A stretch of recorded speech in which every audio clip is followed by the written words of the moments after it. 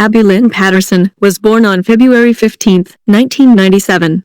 She grew up in Lumberton, North Carolina. She was smart, hard-working, and beautiful inside and out. Abby struggled with a heroin addiction in the past. However, she turned her life around. She attended a drug rehabilitation center in Charlotte, North Carolina, and had completed the program and was discharged to a sober living facility in Jacksonville, Florida, where she was living on her own. Abby had just been accepted to a college where she planned on studying to become a counselor. On September 5, 2017, she told her mother, Samantha Lovett, that she was going out to run some errands and would be back in an hour. She walked out of her home on East 9th Street and walked down the road. Witnesses saw a brown Buick sedan approach Abby. They said she seemed like she knew the driver and got in the car willingly. After an hour had passed and Abby still hadn't returned home, her mother decided to call her, but the calls went straight to voicemail. It wasn't until 6 p.m. that her mother reported her missing. Her social media and bank accounts were untouched, and there had reportedly been many other young women who were also missing in the area, and some women had even turned up dead.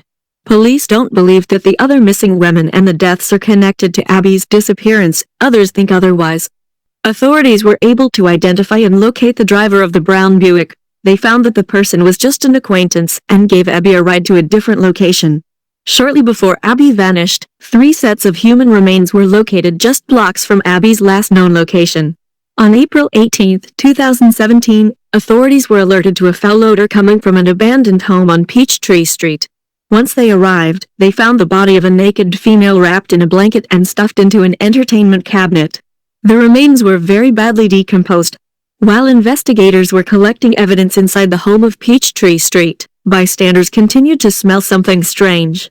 They decided to remove the lid of a nearby trash can and found a second body. The trash can that the body was found in was just 50 yards away from the Peachtree home on East 5th Street. Additionally, someone had painted the address of the house on Peachtree Street on the side of the trash can. Inside the trash can was the decomposing remains of another naked female. The 2 bodies were identified as 32-year-old Christina Bennett and 36-year-old Rhonda Jones. Both women's deaths had been ruled undetermined as the bodies were so badly decomposed. Rhonda Jones had cuts on her nose, forehead and chin. This was thought to have occurred post-mortem when she was being shoved into the trash can. Rhonda also had 2 abrasions on her upper back and a fractured nose.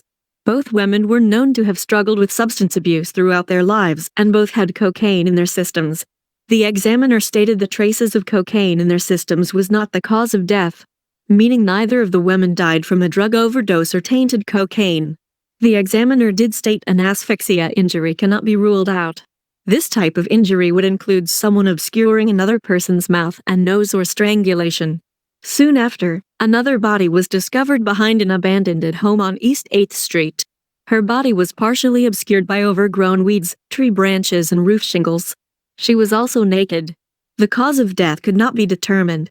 The report also noted an asphyxia injury could not be ruled out, and just like the other 2 women, she also had traces of cocaine in her system.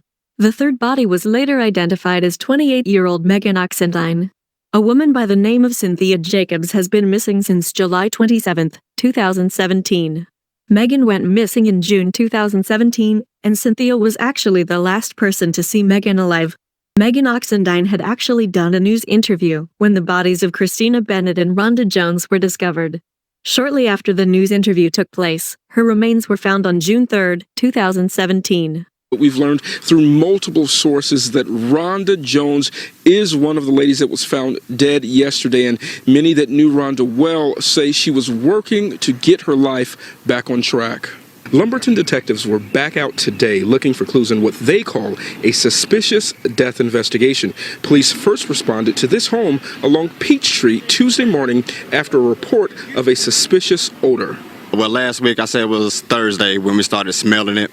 Everybody was coming through the path and they were smelling it also. Police say a woman's body was found inside the abandoned home, and a second woman's body was found right across the street. Neighbors say detectives pulled the second body from a trash bin. I mean, I don't comprehend with stuff like this too good. I don't understand how somebody could do somebody's child, mother, niece like that. Police say both bodies were decomposed and the cause of death is unknown. Friends and various posts from relatives on social media identify one of the victims as Rhonda Jones, a mother with 5 children. Megan Oxendine lives in the area and says Jones was a sweet and good person. I ain't never seen her act out or nothing. She's just quiet. She didn't really mess with too many people. Right now, police, the FBI, and Robeson County District Attorneys are continuing to investigate this case. Now, coming up, Abby Lynn Patterson is still missing, and like the other victims, she had battled with addiction and disappeared in a seemingly dangerous area. Authorities have no reason to believe Abby is dead. However, her family stated that it is unlike her to go this long with no contact with anyone. If she is alive, they believe that she could possibly be held against her will. Abby had also been in a long-term relationship at the time of her disappearance. She has also not reached out to her boyfriend, who has held out all hopes of seeing her again. Thanks for watching. Don't forget to like and subscribe.